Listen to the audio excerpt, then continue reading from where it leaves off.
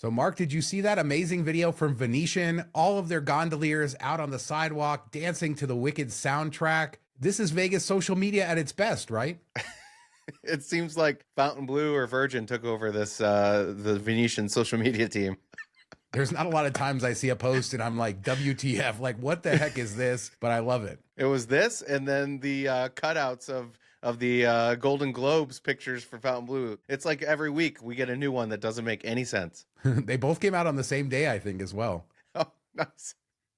Something in the water. At the same time.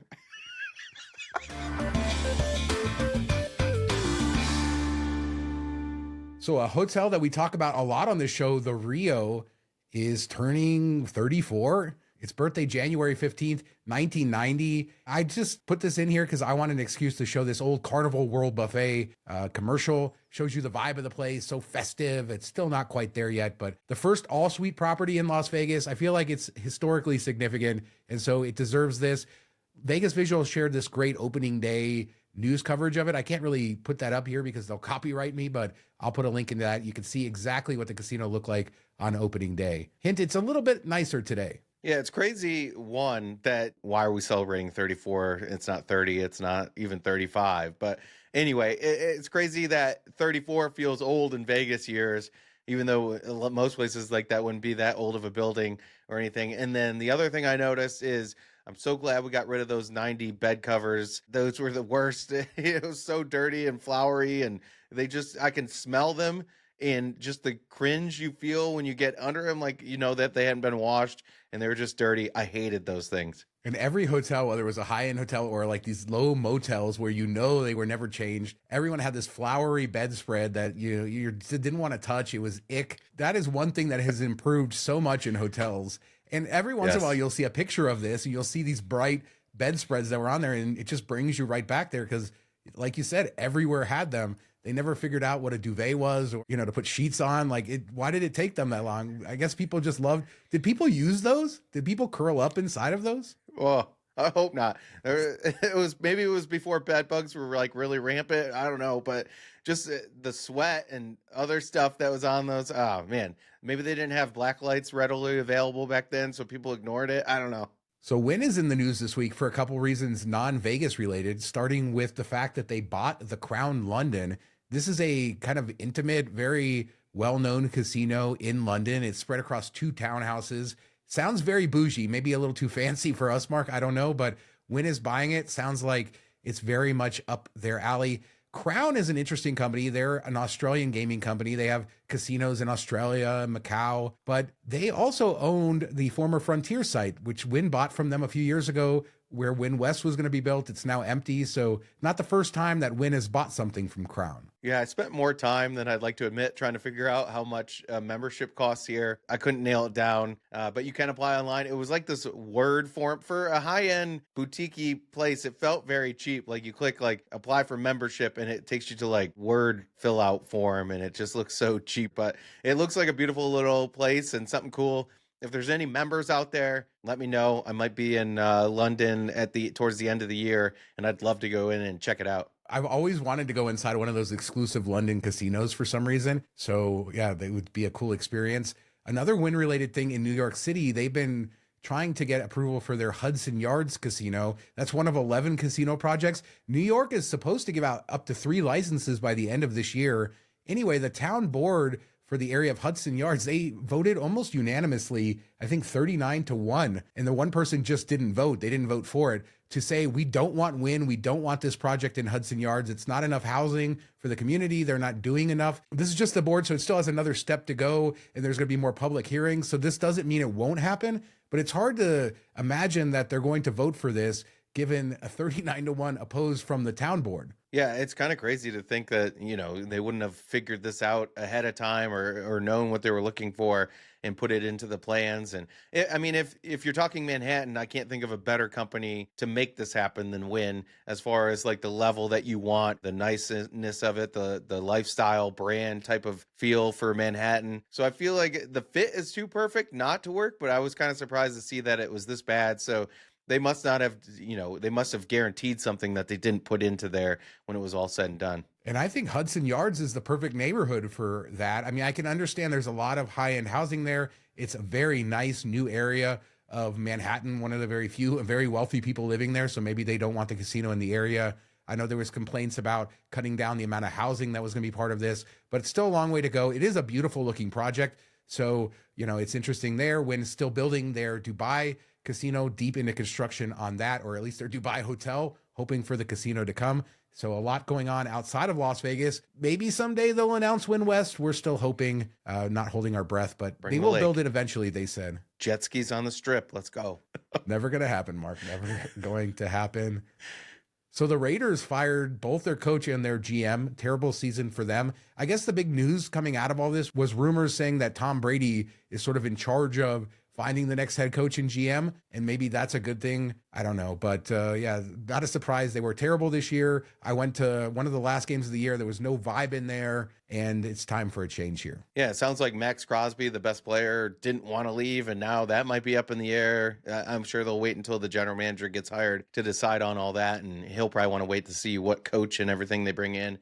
But I know there was rumors that Tom Brady was going to try to convince Bill Belichick to come in, who just became the North Carolina UNC's head coach. But it appears that it was just him like, hey, what should we be looking for? Who should we be looking at? Those type of things, that type of conversation, which I find strange because I thought they weren't friendly at all. I thought Tom left because they couldn't get along. So I don't know. That's kind of bizarre that they, still speak. Maybe they mended ways after he left. For some reason, Bill Belichick's just a lot happier these days, and I can't really figure out why. One of my favorite things to cover early days in this channel was the closed casinos from COVID. It's so interesting to walk around these properties, especially when the casino started reopening and you had a lot of properties that were still closed. Properties like Tropicana opened later and all kinds of properties. It was just a staggered sort of thing, and you got this opportunity to see a lot of these closed casinos. And then, of course, some of them never reopened, like the Fiestas in Texas Station. And that's a huge property. They had Fiesta Rancho, Texas Station on Rancho Station Casinos, sold it. We are now finally getting construction started on what's going to replace it, something called Hylo Park, which they're kind of touting as an Olympic village. Sort of weird, but there is that ice arena that exists from the Fiesta that will stay there. And the first part of this is really essentially a strip mall with an In-N-Out burger and stuff. But when you see the concept art, you're like, oh, this looks really nice, especially for that area. And it's a good replacement, I think. What does a Vegas need? Another strip mall, Sean. I mean, Summerlin is just jealous. We always start with the strip mall and then we get the other stuff afterwards.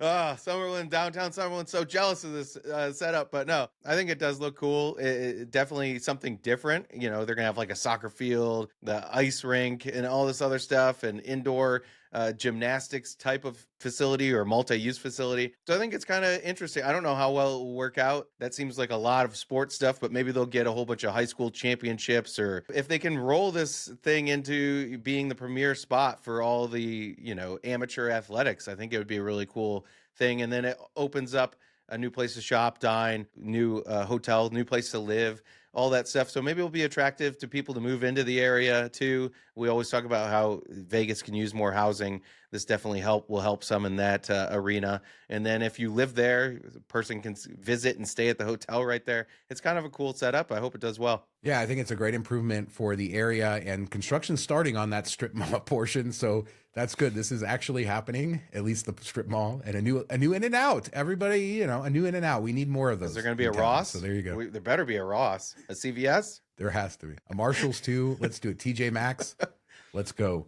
As a reminder, we have our Patreon, $5 a month, get you access to our weekly after show. Tons of fun behind the channel, behind our Vegas stuff. Patreon.com/MTM Vegas for all the information. And thanks to everybody who supports us over there. So I came across this interesting article on casino.org from Corey Leviton, and he was trying to either confirm or dispel the rumor that when Circus Circus opened, they had baby elephants flying over the casino floor. Through this article, and I highly suggest people read it, he goes through everything trying to figure out if it was possible, figures out that it was, and then eventually does get in contact with one of Jay Sarno's children, who confirmed that they did have elephants for a very short period of time wearing diapers, yet the casino patrons didn't like it.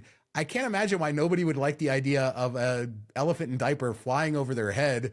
Oh my God, this was a bad idea, but I'm glad they tried it. I just wish there was some footage of it somewhere.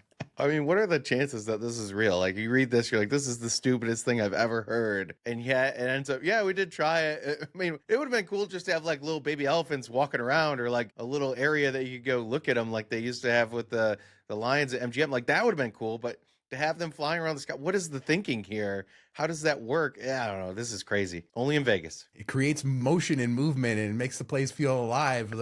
The stuff falling from the ceiling, the poop and everything right on your head. I don't know. It's just one of those things that probably sounded great. And they're like, oh yeah. And then they tried it and almost immediately regretted doing it. They did have like showgirls and stuff in the same cage where they supposedly put the elephants. And there are pictures of that where they were flying over the casino floor. I think it would just be such an incredible time if you could go back and see what Circus Circus was at that time. I mean, we all know what the reputation is now, and it wasn't that. Bring the elephants back, put them in slots of fun. Let's have a good time. One of the cooler things about doing this show is we hear from viewers all the time. So neat. Thanks for sending us stuff. Jessica was walking with the new connector between Aria and Bellagio, Cosmo, all of that stuff, and spotted all of the display stuff from the old Bellagio Conservatory display as they were switching it out this week. And it's kind of cool to see that every once in a while. You know, it's a moment in time. But if you're ever walking through that area and you're in a time where they're changing it out, you can see all of the crap over there in the boneyard. And by crap, I mean that endearingly, because it is such cool stuff and they do such a great job. I've emphasized this before. They keep upping their game. I don't really know. It's the one thing with MGM that keeps getting better. Yeah, I know we've talked about this in the past too, how Vegas holds on to everything, you know, like the busts of the showgirls, and how that's probably sitting in a storage unit somewhere. They don't get rid of anything. I can't even imagine the things if you could get into like MGM's or Caesar's, you know, area that they hold all this crap, what it looks like, and how cluttered and crazy and awesome it is, and stuff that you haven't thought about in 20 years. You'd walk by and be like, oh man, I forgot about that. So it'd be cool. Maybe they should do like boneyard tours or something, but it's amazing how they hold on to all of this and sometimes reuse it. A lot of times don't. I don't know. It's interesting. Yeah, I'd love to see a tour of their facility for that, for their whole gardening department and all the backstage stuff. They probably have a warehouse off-site, I'm guessing, for a lot of this stuff. Maybe they have it on site. I don't know, but maybe somebody knows. Let us know in the comments if you have any info on that. But thanks to Jessica for sending that over to us. So some food-related stuff. Peter Luger just came out with a new prix lunch menu. And we bring this up because their burger is well known to be amazing. I've seen a lot of people say it's amazing. So if you go there Wednesday through Friday and Sundays, it's 11 to 4, $45.95, and that includes an appetizer, a main, sides, and a dessert. You get a big chocolate sundae. This sounds like an amazing deal. Yeah, I think this is a really good one, and it gives you a decent amount of time window-wise to get in there. I know the next one we're going to talk about is weird, but I thought they did a really good job here, and it's a way to try a higher-end restaurant in Vegas. Try something that's well known at a fraction of the cost of what you would spend to go there for dinner, likely. So I think it's really cool that they're doing it, and I hope to take advantage of it on my next trip if it's still going on. So the next one is Hakassan, and they have this new Taste of Hakassan menu. This is $68 per person. Gives you a choice of dim sum, and then you get a couple mains, a side, and then a dessert. It seems good. I mean, when you look at their other prices, it's good compared to that. But then when you see the Peter Luger deal, I'd take the Peter Luger over this. But it's a great way if you're interested in that food at Hakassan to kind of get a decent deal, I'd say. Yeah, you buried the lead. When is it available, Sean? So Mark and I just stopped the show to figure this out because on their website, it says it's $58 and every night from 5:30 to 6:30. But then the updated stuff from social media is $68. There you go. Call them to figure out what the details really are. Yeah, if you can thread this needle Tuesday to Saturday with an hour window, you're good to go. 60. Maybe they started at 58 and then they're like, oh crap, let's price it up. Which one was it that opened and they they doubled the price overnight or something because they were using like New York prices? I forget which restaurant that was, but that's the vibe I'm getting here. I don't know. I just don't see the value at $68. It doesn't seem like a ton of food. So one last food-related story. Downtown Grand has long had their $2 PBR and hot dog. It's been a great deal. I think you could get a tall PBR for $3 with that, but they've changed it to now it's just $3 and it doesn't include a PBR. And now you get a Lone Star beer instead of PBR, which I've never heard of. Maybe it's good, but yeah, I mean, this isn't a huge deal. $3 still a deal, I'd say. Yeah, I think the hot dog is usually going to be more than $3. So, I mean, I know some people love their PBR. I'm not a PBR fan. That's why I don't go to Stage Door. I just don't like the PBR aspect. Lone Star, I've had my run-in with Lone Star in Austin. I think they had a bar that was like $2 a beer. So we drank some of them. It tastes like any other lager, decent beer. It goes down smoother for me than PBR. So I actually prefer this deal. I know I'll probably get murdered in the comments over it, but yeah, I like it. I go. It's a 50% increase in cost, Mark. And Downtown Grand is supposedly for sale, and there's been rumors, but nothing has happened as of yet. But there's some other changes there. John Mahaffey and a few others were reporting that they removed a lot of their best pay table video poker machines. And Mahaffey gives it the worst score in downtown Las Vegas for video poker now. And as a reminder, with Vegas Advantage, he is the best source, I think, for the day-to-day on all of this stuff, the odds, where the best casinos to play are, the best machines, stuff like that. So it's sad to see that. Vital Vegas, I think he responded to this saying, they're trying to do it ahead of the sale, make the bottom line look better. We still don't know if the sale is actually happening. So don't play video poker there, I guess. It used to be one of the best down there. Yeah, it's sad. I mean, you could at least leave a couple machines for the people that have been going there for years. I feel like a lot of people don't know to look for them anyway. So if you just hide a couple good ones, bring those people in, but maybe they don't make you any money anyway.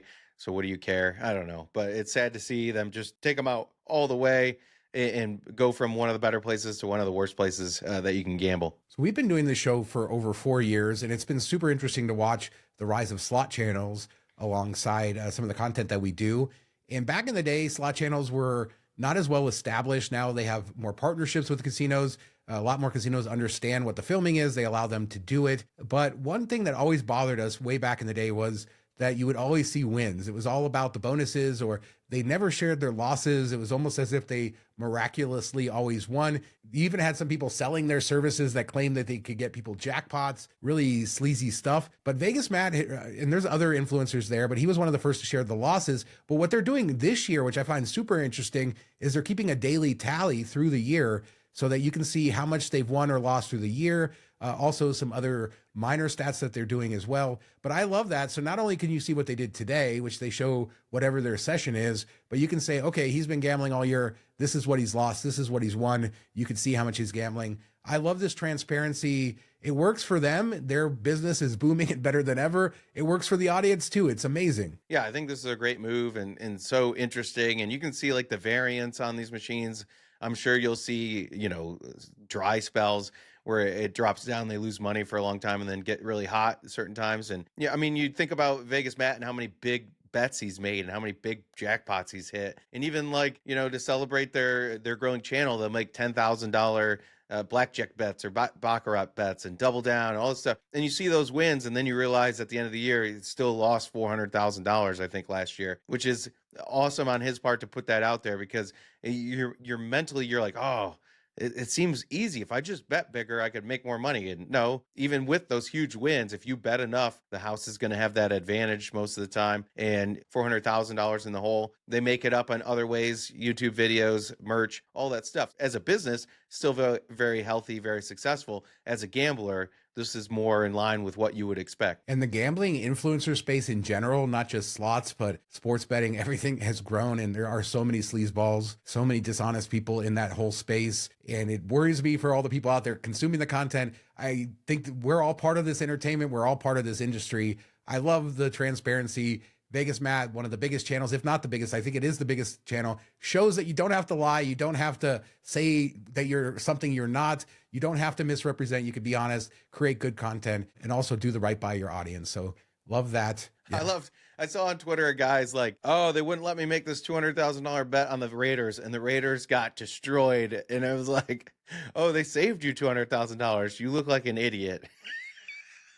Well, it goes even deeper because people on that post pointed out that he had a place, Circa, which would have taken the bet unlimited. So he went to Wynn, which was a book he specifically knew wasn't going to take it, so that he could film a video so that he could get clout to show people this is the problem. But let's move on and talk about Venetian, Mark, because Hyatt is here.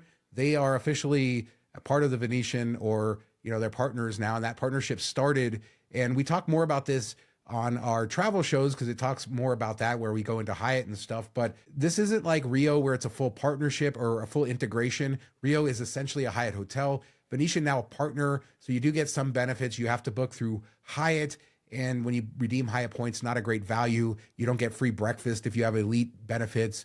So this could be good for some people, but you're not going to get the full Hyatt experience there. Yeah, I think on the travel side, it still can make sense to book through Hyatt because they might not be gamblers and you're earning your points. It's almost never a good deal on redemption, redeeming your Hyatt points. So don't look at that so much. You don't get the perks, like Sean said. On the gambling side of things, if you do gamble at Venetian and you've earned rewards through them, you're likely going to get a better deal booking directly through their platform. So, you're not going to earn Hyatt points because you're not going to be booking directly through Hyatt. So it's kind of like a nothing burger for Vegas people, lightly interesting for travel people. Overall, we wish it would have been better, and it isn't as useful as we had hoped. Yeah, maybe this is a missed opportunity for Venetian trying to get that big name partnership. We see how MGM is doubling down with Marriott, basically giving a lot of perks, but also bringing W, so bringing some of Marriott's brands to the Strip, and Venetian kind of left out in the cold.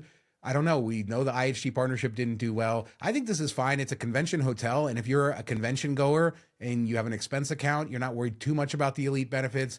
You're happy that you can get your Hyatt credit and you can get a little bit of a nicer room. They're great rooms there.